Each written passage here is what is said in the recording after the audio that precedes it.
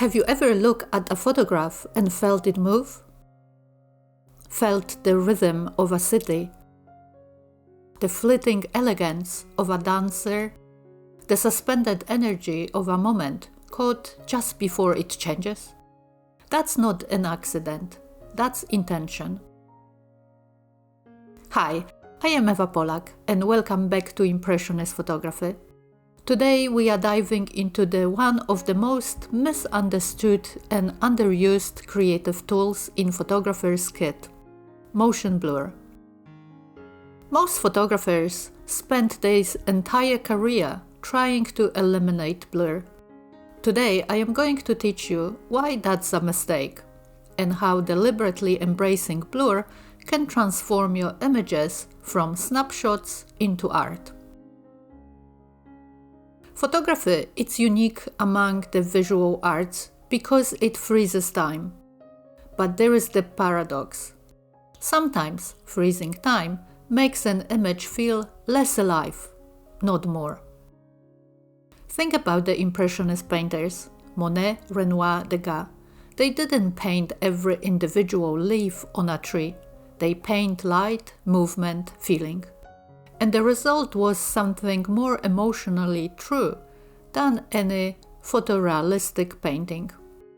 That's the philosophy I bring to Impressionist photography. Blur isn't a flow, it's a language. When you blur a rushing river, you are not showing water, you are showing time passing. When you blur a crowd on a busy street, you are showing the relentless pulse of the city. When you blur the dog running towards you, you are showing joy in motion. The question isn't, should I use blur? The question is, what story do I want to tell? Before we get into technique, let's understand the three main types of motion blur you will use creatively. This is when your camera is still and your subject is moving.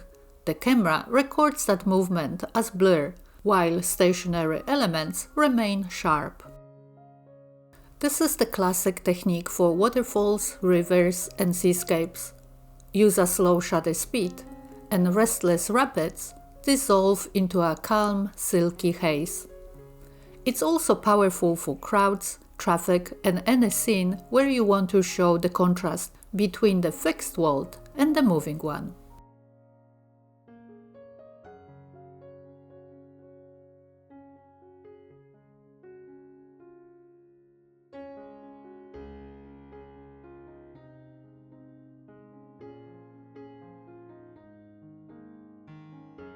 Panning is where the magic really starts.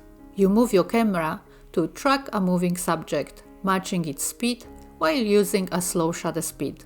The result? Your subject is relatively sharp, while the background becomes a beautiful sweep of motion lines. It's one of the most satisfying techniques to master, because it conveys speed and energy better than any frozen action shot ever could.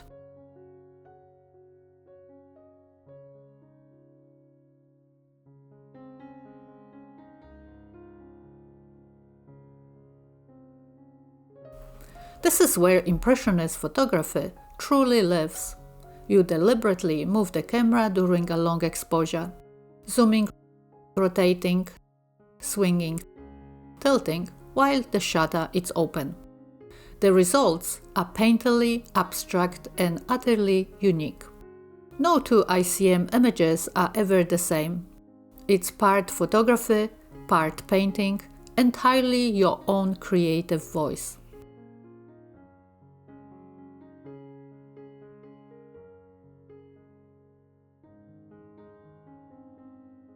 And this, my friend, it's the one that changed my photography forever. Now let's talk about the real engine driving motion blur, shutter speed. Think of a shutter speed as a gatekeeper of time inside your camera.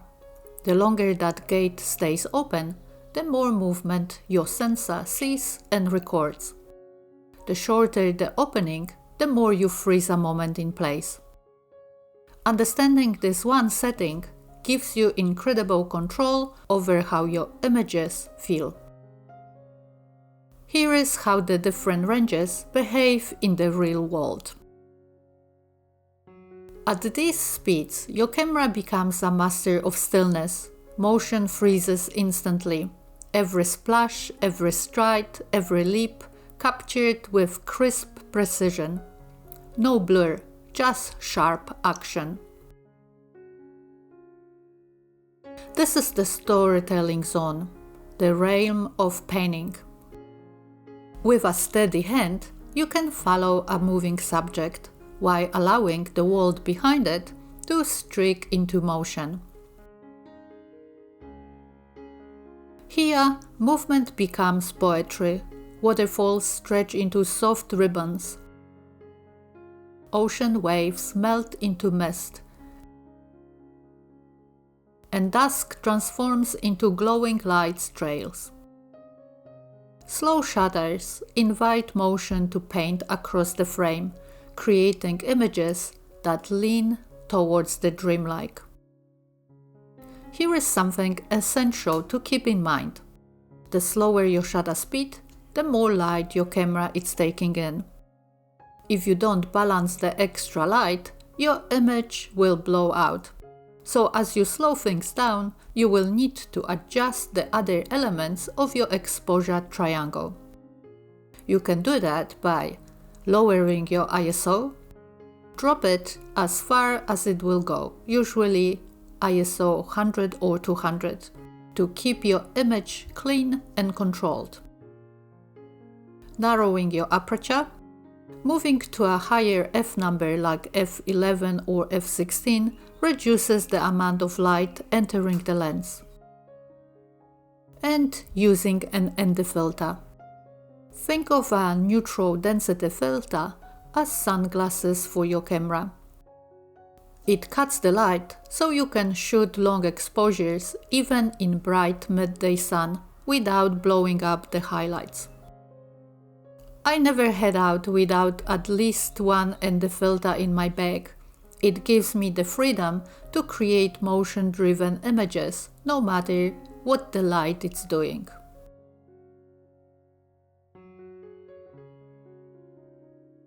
Here are 3 exercises I give every student who comes to my workshops.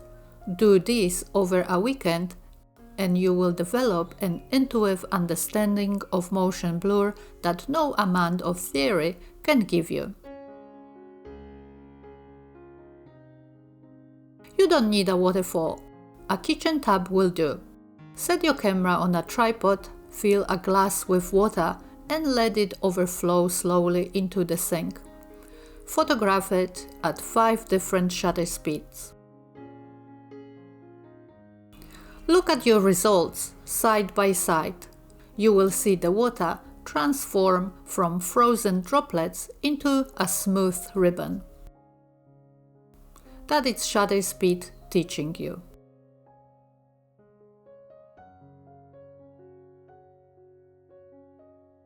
Find a road where cars pass at constant speed, not a highway, something slower like a suburban street or a car park. Set your shutter to 160 and practice panning parked cars first. Then move to the real moving traffic. Your goal: get the car relatively sharp with the background showing motion streaks. Try 50 shots, review them, adjust, try 50 more. Find a forest or a street lined with tall trees. Set your shutter to 1/10 or 1/4 of a second. Walk slowly while gently tilting the camera upward during the exposure. The trees become vertical streaks of light and color, like a painting. There are no rules here. Tilt, rotate, swing, see what happens. This is the exercise that makes people fall in love with photography all over again. I promise you, the results will surprise you. Now, because I am a firm believer in using the right tool for the right job, let me briefly talk about when blur doesn't serve you. If your subject's face needs to be recognizably clear, sharp eyes matter. If you are documenting an event where clarity is essential, blur will frustrate rather than enhance. And if the blur looks accidental rather than intentional, it will undermine the image. The difference between a masterful blur and a mistake is control and intent. Shoot with purpose. Ask yourself before every long exposure, what does this blur add to the story? If you can answer that question, you are making art. If you can't, sharpen it up. Motion blur is one of the most powerful creative choices you have as a photographer. It is how you move from documenting the world to interpreting it. I want you to go out this week and deliberately make blur images. Embrace the imperfection, explore the in-between. Because some of the most beautiful moments don't happen in a frozen fraction of a second. They happen across the flow of time.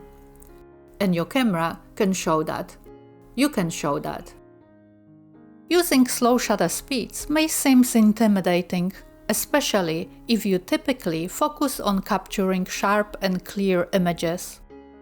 That's why I am thrilled to invite you to join my online photography course, The Magical World of Slow Shutter Speed. In this course, we will dive deep into the creative potential of slow shutter speeds, exploring different techniques and approaches to help you create stunning images that convey a sense of movement and emotion. We will cover everything from basic camera settings to advanced techniques.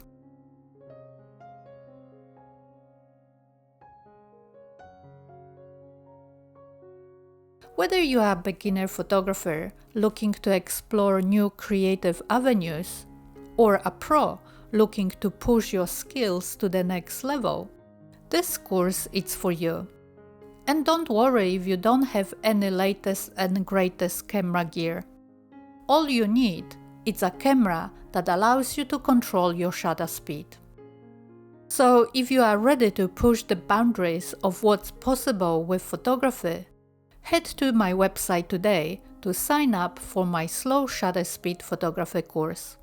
The link is in the description below. If you found this video helpful, please give it a like and share it with a fellow photographer who needs permission to let go of the sharp. Subscribe if you haven't already. And leave me a comment below. What's your favorite subject to blur? I read every single comment and I love hearing from you. Until next time, keep seeing the world differently.